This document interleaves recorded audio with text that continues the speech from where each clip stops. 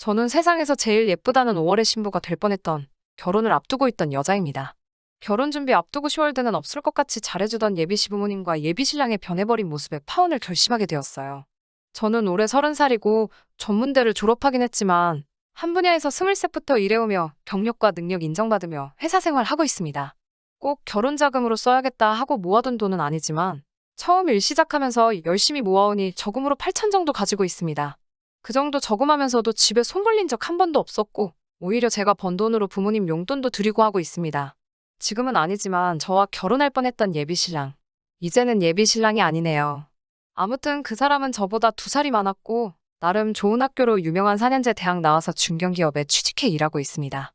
저는 개인적으로 결혼 준비가 거의 끝난 거나 마찬가지라 생각했기 때문에 그 사람하고 결혼 이야기 오고 가기 시작하면서 저는 준비할 게 없는데 오빠는 어떠냐고 물어봤어요. 오빠는 항상 자기도 준비 다 되어 있다고 걱정 말라고 자신있게 말해왔지만 정작 프로포즈에 응하고 나서 얼마 모았는지 오픈하는 자리에서 저에게 보여준 건 잔고 3천짜리 계좌 하나였습니다. 32살에 3천만 원. 물론 이 돈이 적은 돈이라고 생각하지는 않아요.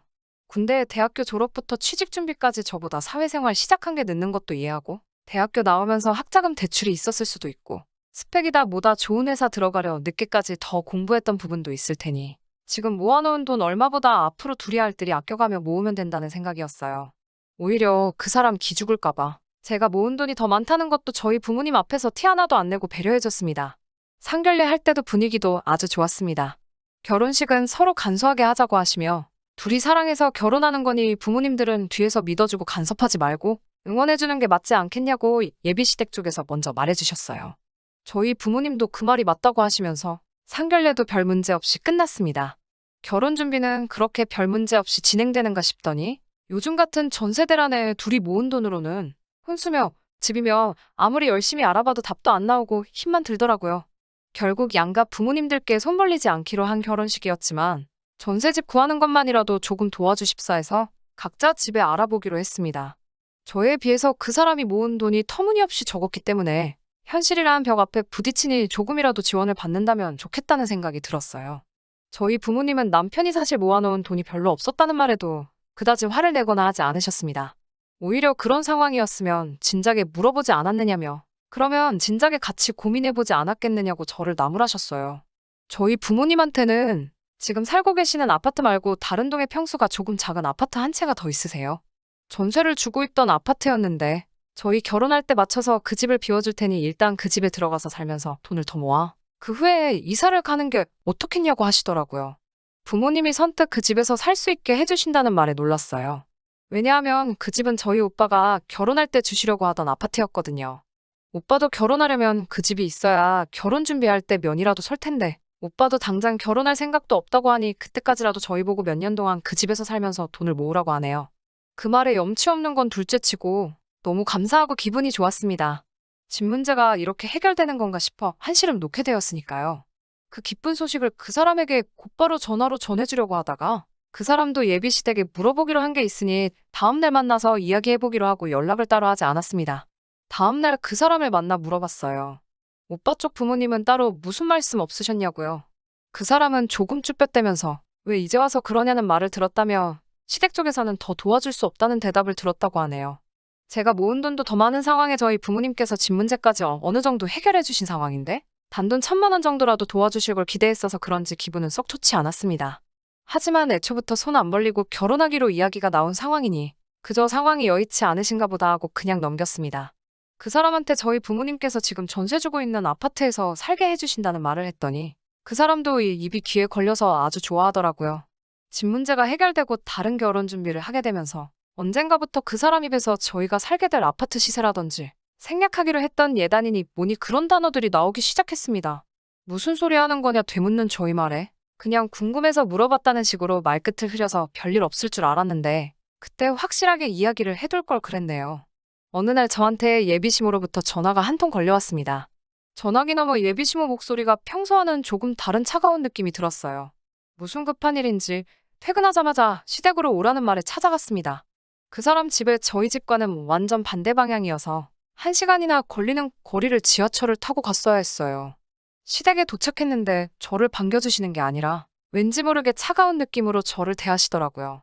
대뜸 저한테 앉아라 한마디에 저도 모르게 그냥 자리에 앉았습니다. 마실 것 하나 안 내주시고 저한테 하시는 말을 들으니 정말 어이가 없었어요. 대뜸 집을 사돈 쪽에서 해주신다지? 라고 물어보더라고요. 솔직히 집을 해주시는 건 아니었지만 오빠가 결혼할 때까지 그 집에서 저희가 살게 된 거였으니 맞다고 내라고 대답했어요.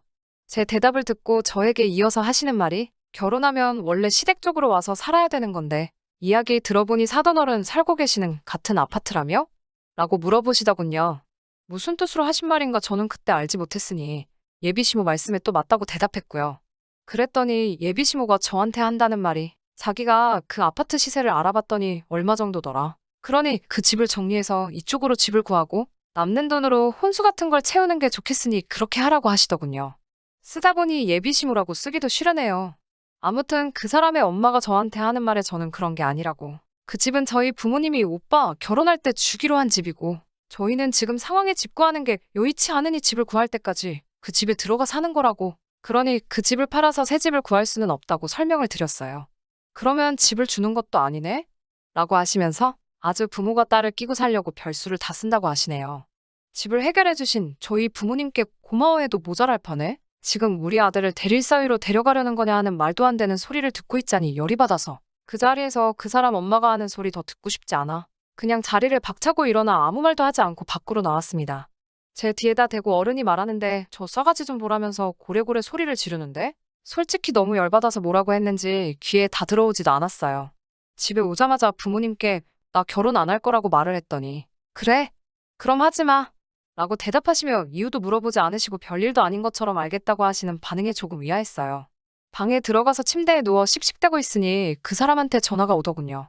어떻게 된 거냐고 묻는 말에 어떻게 되긴 어떻게 된 거겠냐고 정 궁금하면 너네 엄마한테 물어보라고 소리를 질렀더니 제가 생각했던 그게 아니고 저희 부모님이 우리한테 집을 주기로 하신 거 아니었냐고 왜 이제 와서 말을 바꾸는 거냐면서 그 집이 저희 게 아니었다는 사실에 자기한테 거짓말을 한 거냐고 어쩌고 저쩌고 별 쓸데없는 말을 하더라고요. 여태까지 제가 이딴 놈하고 결혼 생각을 했다는 사실에 화가 나서 다음날에 플래너한테 전화해서 전부 다 취소하라고 난리법석을 떨었어요. 나중에 엄마가 하시는 말씀이 그 사람네 엄마가 저를 불러서 그 헛소리를 짓거린 그날 저희 엄마와 통화를 했다고 하네요. 이런저런 이야기 나누시다가 그 집에 대한 이야기가 나왔고 집 시세를 물어보시고 나서 전화를 끊으려고 하는 찰나에 예단 목록을 보내드릴 테니 확인을 하라고 했다네요. 상견례할 때 간소하게 하기로 해서 그 사람이랑 저랑 낄 커플링 하나 말고는 딴 거 아무것도 안 하기로 했는데 말이죠. 아무튼 엄마도 간소히 하기로 했다는 말을 기억하셔서 그냥 옷이나 한 벌씩 해달라 하실 건가 싶어서 그 사람네 엄마가 보내준 예단 목록을 확인해봤는데 글쎄 거기에 적힌 건 별 5개짜리 돌침대랑 요즘 새로 나온 김치냉장고, 시댁 친척들한테 돌릴 이불옷 세트랑 명품백이 적혀 있었다네요. 다른 건 둘째 치더라도 명품백은 조금 의문이 들더라고요. 결혼 전에 연애하면서 그 사람 엄마를 몇 번이나 만나본 자리에서도 명품백 같은 건 가져나온 적 한 번도 없었고 관심도 없어 보였는데 정확하게 브랜드랑 모델 이름에 색상까지 적혀있는 꼬라지를 보니 그 사람한테 결혼한 누나가 한 명 있다는 게 문득 생각이 나더군요. 결혼 준비하면서 한 번 만나본 게 전부인데 그 명품백이 누구한테 갈 건지는 안 봐도 뻔한 생각이 들었어요. 엄마는 그 상황에서 이 사실을 저한테 말하면 제가 결혼 안 하겠다 소리할 것 같아서 아무 말도 안 하고 계셨던 거고 그날 그 사람 엄마 만나고 제가 결혼 안 한다고 한 날에 그 집에서 집 이야기가 아니라 엄마가 받은 예단 목록 이야기를 듣고 제가 결혼 안 한다고 한 건 줄 알았다고 하시네요. 그래서 엄마랑 이말저말 나누던 끝에 그 사람 쪽에서 집을 팔아서 시댁 근처에 신혼집을 구하란 말을 했다고 했더니 엄마도 그 집 사람들 아주 상종 못할 사람들이라면서 그럴 일은 절대 없을 거라고 딱 잘라 말하셨어요. 청첩장 돌리기 전에 파혼하게 돼서 그거 하나만큼은 정말 다행이라고 생각하는데 아무리 생각해봐도 도무지 분이 풀리지가 않네요. 어떻게 한 방 먹여줄 방법이 없을까요? 후기입니다. 사연 보내드리고 바로 며칠 뒤에 그 사람한테 미안하다고 한 번만 만나자고 연락이 왔어요.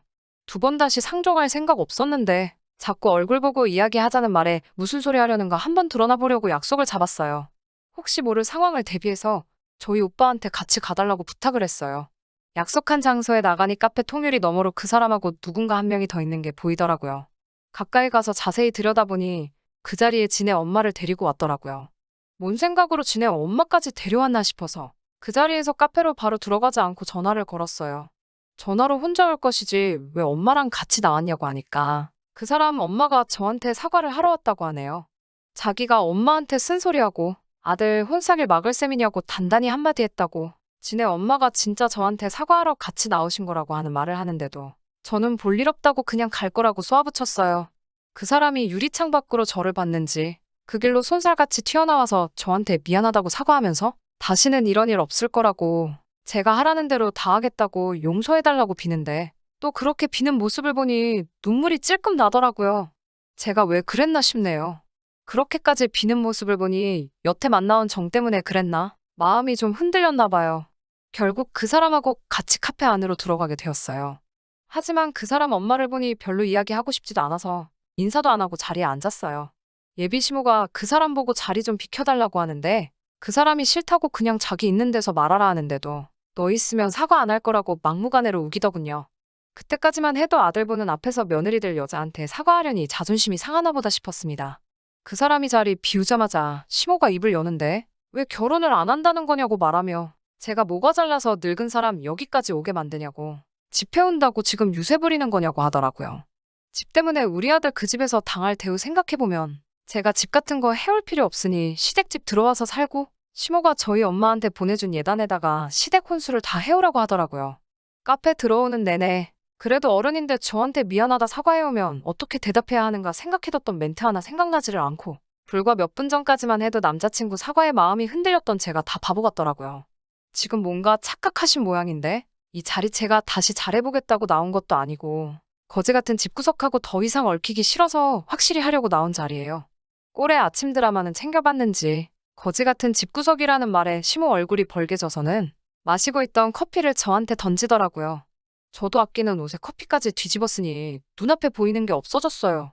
내 돈 주고 결혼해서 종으로 들어갈 일 있냐고. 좋은 대학 나오고 중견기업 다닌다고 아들이 무슨 장원급제라도 하신 줄 착각하시나 본데. 아줌마네 아들 정도 되는 사람 밖에 널리고 지천에 깔렸다고. 여자 쪽에서 이만큼 해주면 고맙다고 하고 아들 앞길 행복하기를 바라야지. 그 와중에도 그 집 거지 같은 가구며 가정까지 바꿔가면서 시댁 식모살이 시킬 생각을 하신다니?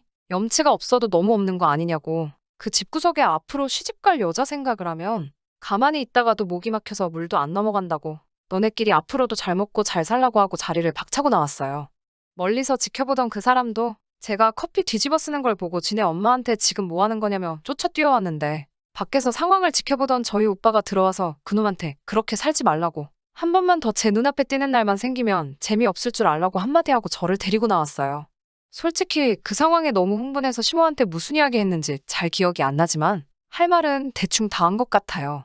그래도 아쉬움이 남는 게 시간을 돌릴 수 있다면 딱 시모가 커피 저한테 집어던지는 순간으로 돌아가고 싶네요. 시모 뒷목 잡을 때까지 한마디 한마디 또박또박 말해줄 수 있을 것 같아서 말이에요. 아무튼 그렇게 저는 거지근성 시댁하고 확실하게 연을 끊게 되었습니다. 이혼녀 되는 것보다는 그 전에 파혼한 게 참 다행이다 싶어요. 청첩장 돌리기 전에 이렇게 된 거 진짜 제가 열심히 살아와서 하늘이 도와준 건가 싶습니다. 긴 사연에다가 고구마가 100개 정도 있는 것 같은데 끝까지 들어주셔서 너무 감사합니다. 이제라도 더 늦기 전에 정신 건강하고 제대로 된 남자 만나서 행복한 가정 꾸리고 살고 싶네요. 그러면 사연 끝까지 들어주신 모든 분들 오늘도 좋은 하루 되세요. 긴 이야기 들어주셔서 감사합니다. 오늘의 사연은 여기까지입니다. 구독과 좋아요, 알람 설정해주시면 앞으로 더 좋은 사연으로 찾아오겠습니다. 감사합니다.